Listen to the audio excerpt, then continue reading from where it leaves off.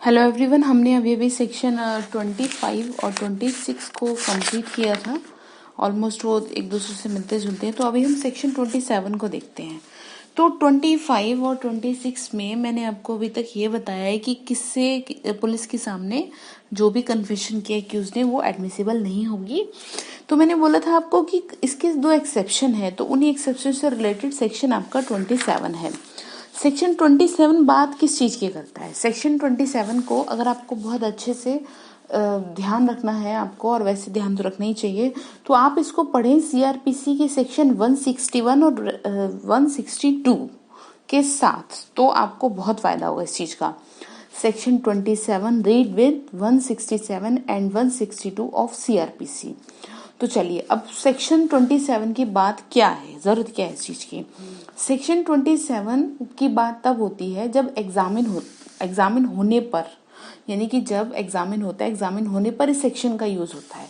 अब ये जो सेक्शन है, इस सेक्शन में प्रोवाइडेड से इसको शुरू किया गया है। प्रोवाइडेड यानी प्रोविजो जो भी होता है, इसका मतलब ये होता है कि जो भी हम आगे सेक्शन पढ़ते आए हैं उसी बात को कंटिन्यू करते हुए ये सेक्शन आपको आगे की बात को समझा रहा है।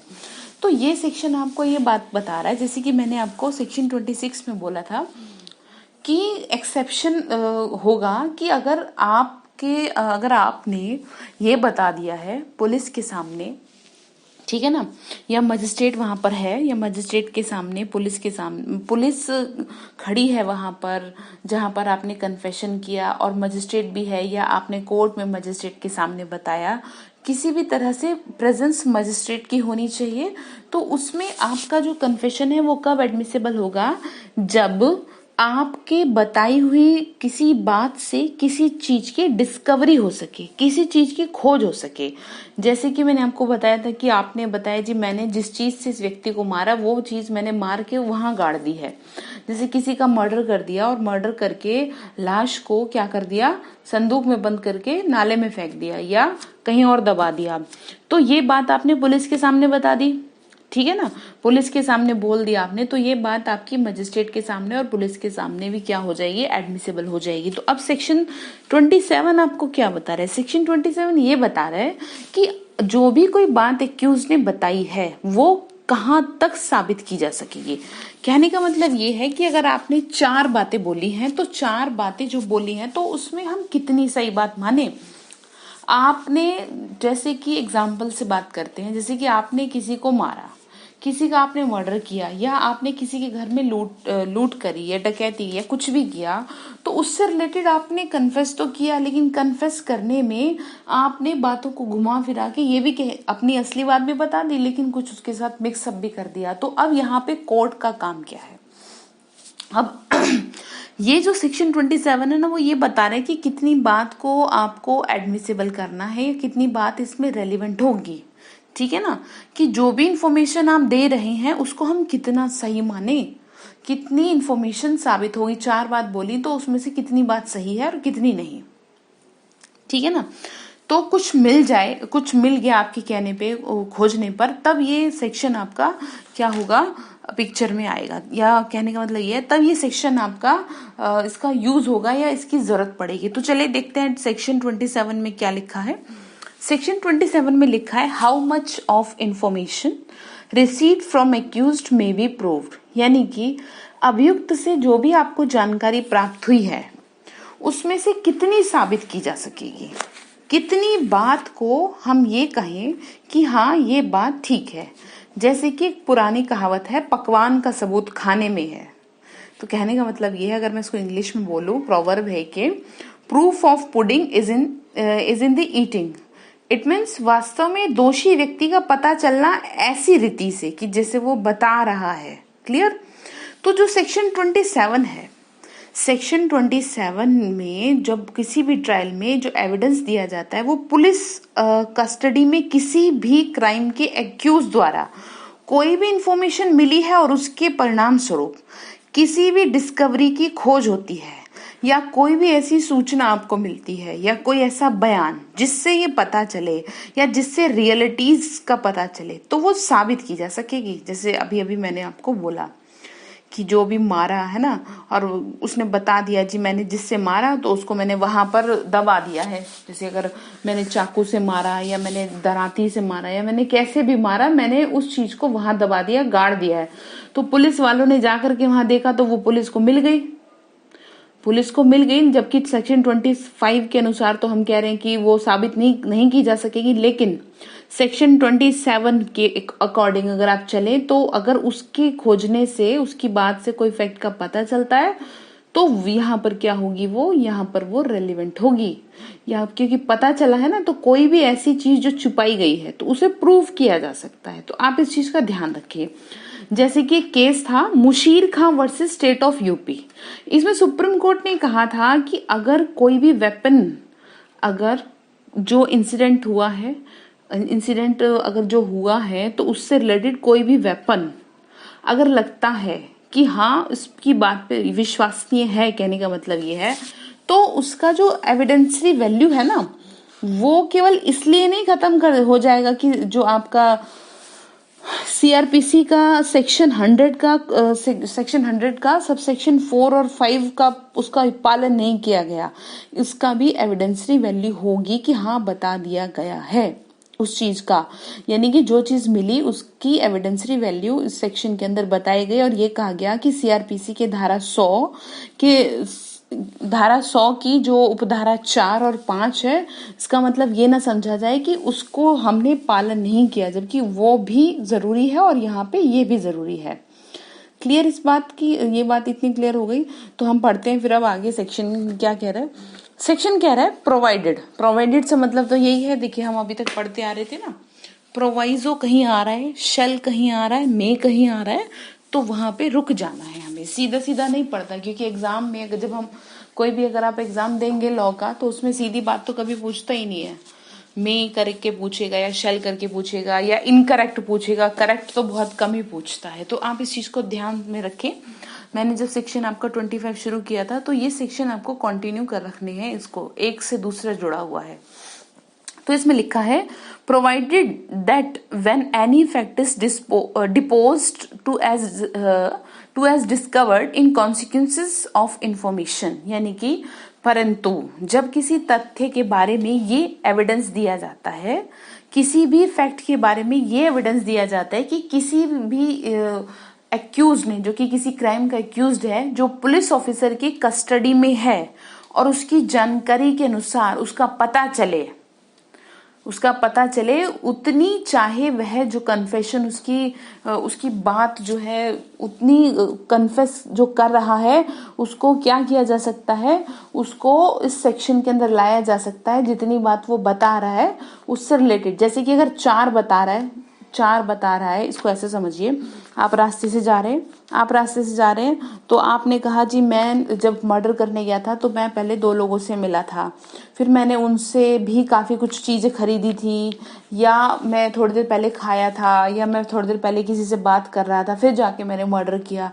तो अब यहाँ पे कोर्ट का काम कहें तो वो ये है कि वो उसकी कितनी जो एविडेंस है, कितनी बात है, उसको एज ए एविडेंस प्रूव करेगा। तो कहने का मतलब ये है, जो बेरक में लिखा है आपके, वो ये लिखा है कि received from a person accused of any offence in the custody of a police officer so much of such information, बहुत सारी बात बताई, whether it amounts to a confession or not, और रियलिटीज, ठीक है ना, कि कितना उस चीज को वो करे, confession or not, as relates distinctly to the fact thereby discovered may be proved. कहने का मतलब ये है कि कितना आपकी बात साबित की जा सकेगी।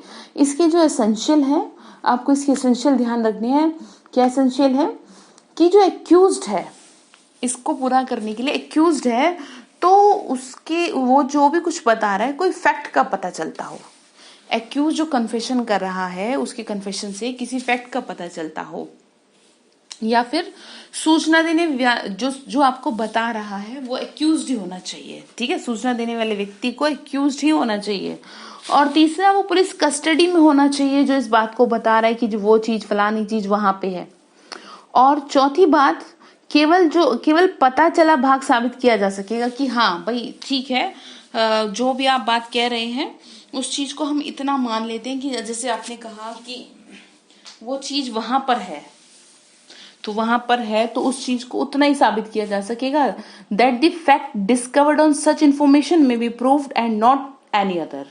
एंड सेकेंड इज पता चला, जो भी कुछ पता चला, जो भी आप इंफॉर्मेशन दे रहे हैं पुलिस को या जो भी कन्फेस कर रहे हैं, जो कह रहे हैं आप पता चला, वो जो है ना वो आपके क्राइम से रिलेटेड होना चाहिए, तभी आपकी बात को क्या किया जाएगा, एडमिसिबल किया जाएगा।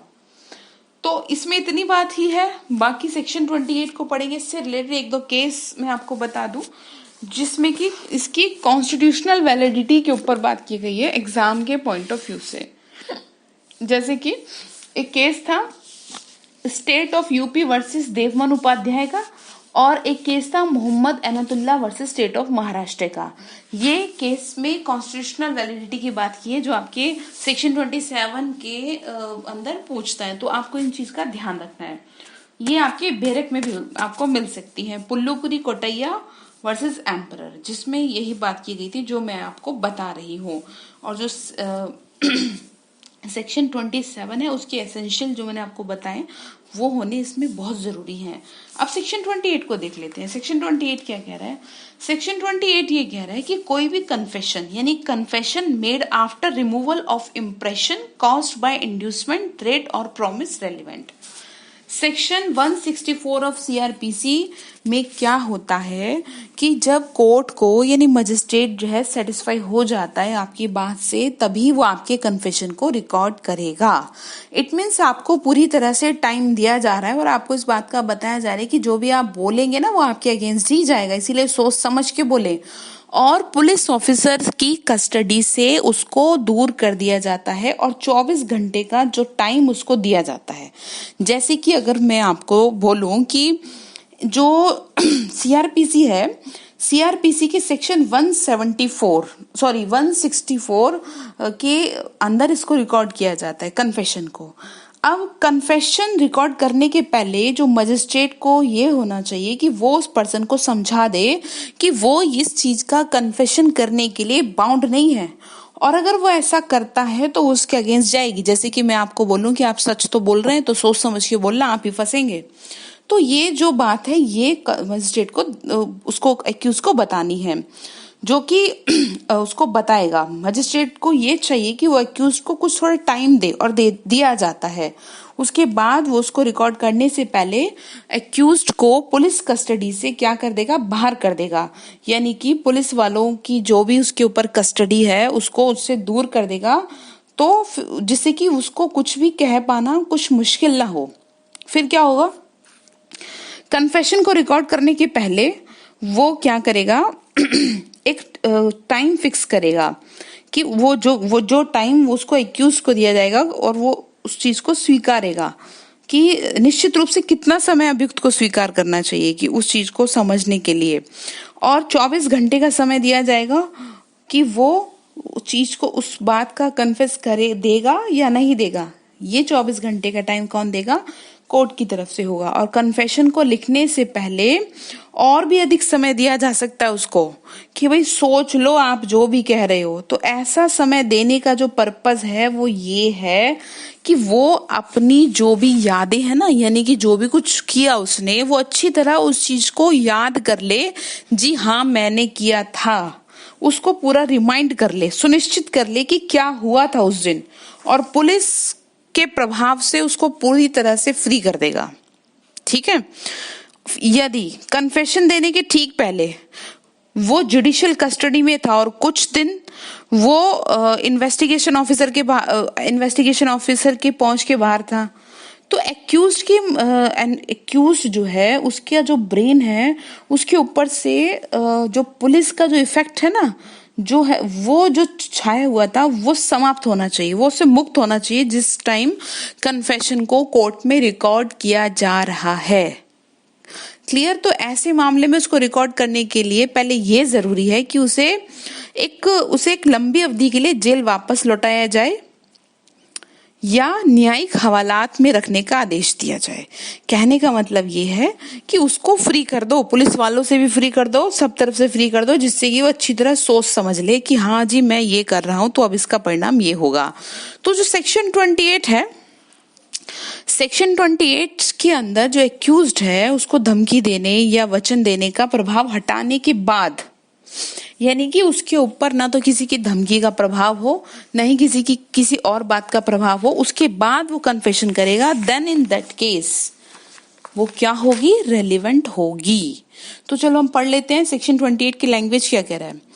If such a confession as is referred to in section 24 is made after the impression caused by such inducement, threat or promise has in the opinion of the court been fully removed, it is relevant. It means ऐसी confession जो section 24 में है, court की राय में, यानी court को ऐसा लगता है कि उसके मन पर प्रभाव कि जो भी किसी की धमकी के या किसी चीज के मतलब किसी भी बात का उत्प्रेरणा से या फुसलाने से जो वो क्या हो जाए, वो दूर होने के पश्चात किया गया हो, तब क्या होगा, उसका कन्फेशन रेलिवेंट होगा।